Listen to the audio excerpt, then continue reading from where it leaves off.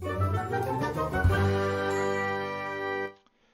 you guys, it's Badger here. Today we're gonna have a look at the outdoor smartphone from DOOGEE. It's the S35T, and yeah, we're not in the best setup right now, so we're gonna keep that short and do not the whole unboxing. We're just gonna have a look at the phone really quick here.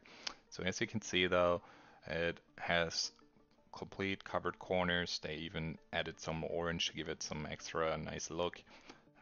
It is a little bit on the heavy side, which is typical though for the outdoor smartphones because they need all the extra weight for material to protect the phone.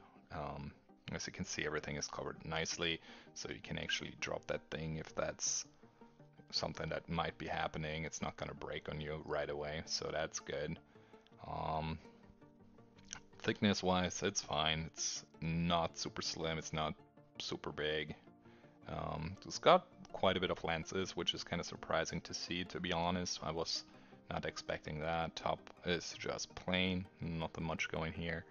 Um, but yeah, like in the design for sure though, and the approach here. It's a little bit different than what you see also with the roundish camera area and not the square one.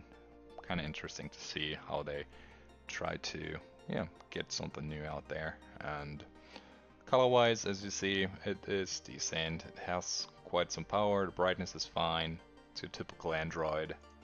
Um, Not that special there, to be honest. It's Android 11 at this point, I think.